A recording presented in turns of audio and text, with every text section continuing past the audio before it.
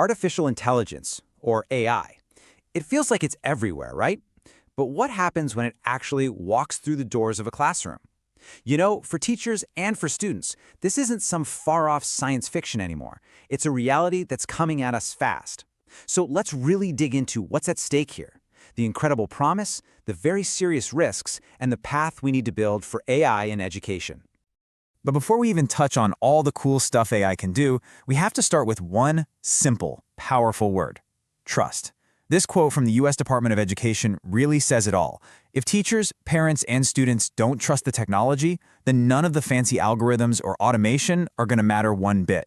At the end of the day, trust is the foundation for everything that comes next. So where are we getting all this from? Well, our guide for this whole conversation is this landmark 2023 report from the U.S. Department of Education. They brought together insights from over 700 people. We're talking educators, researchers, policymakers, all focused on one huge question. With AI, how do we get this right for our schools? All right, so why are we even talking about AI in the classroom? What's the big rush? Well, it's because right now our education system is under some incredible pressure, and people are, frankly, desperately looking for new solutions. Okay, let's just start with one number: 50. According to a McKinsey report, that is the average number of hours a teacher in the US works every single week. But here's the thing that'll really get you. Less than half of that time is actually spent face-to-face teaching students. The rest, it's spent on everything else. So, you have this insane workload, and what does it lead to? Well, you're seeing widespread teacher burnout, and this is all happening while they're also trying to close these huge learning gaps from the pandemic, and on top of that, meet the unique needs of every single student in their class. The system is definitely feeling the strain, and that's exactly why educators are starting to look to technology for some help. And that is exactly where the promise of AI enters the picture. It's being seen as this potential game changer, right? A tool that could actually reshape the work of teaching and the experience of learning, hopefully for the better.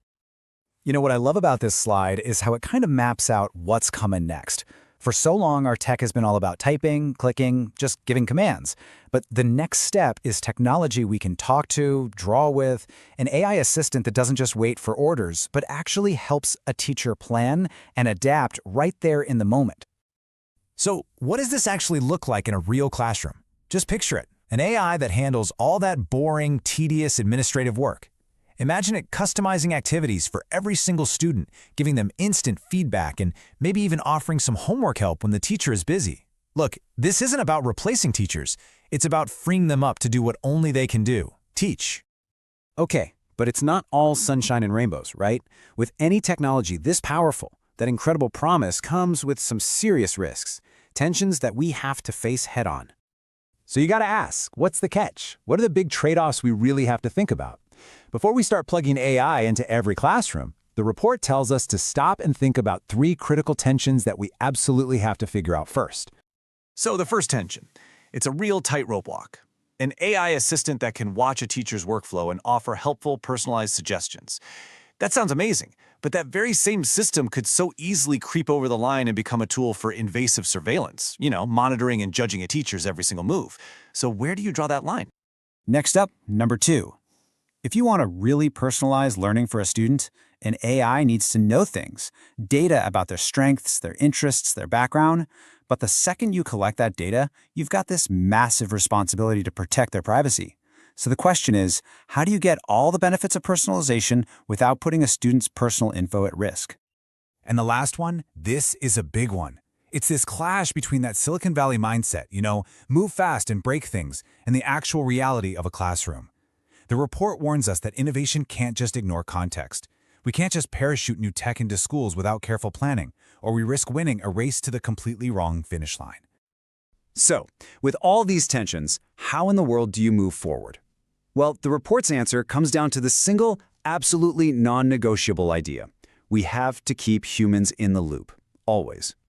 So what does that even mean, human in the loop? It's not about AI taking over. It's all about partnership. A great way to think about it is like an electric bike. The human is still pedaling, still steering, still fully in control, but their effort gets this huge boost. AI can assist, it can augment, but the final, critical decisions about a child's education have to stay in human hands, period. And this diagram right here, it lays it all out perfectly. Notice what's dead center? Students and teachers. Everything else is built around them. All the guardrails, like minimizing bias and protecting privacy. And that outer ring makes the most important point of all. Humans are always guiding the system. It's never the other way around. Okay, so we've got our guiding principle. We know the goal is a better educational experience for everybody. Now let's talk about the path forward and how we actually build this future intentionally. And this really brings us to the biggest takeaway of all. The technology itself, it's neutral, and AI doesn't have a vision for what education should be. We do. Its impact, whether it's good or bad, is simply going to be a reflection of the values and the goals that we choose to build right into it. AI should never set the goals. It should only help us get there. And that leaves us with the one final fundamental question. An AI has no empathy, no moral compass, but we do. We are the ones who get to decide what an inspiring and equitable and human education looks like. The tools are here, they're ready, so the only question left is, what future are we going to choose to build?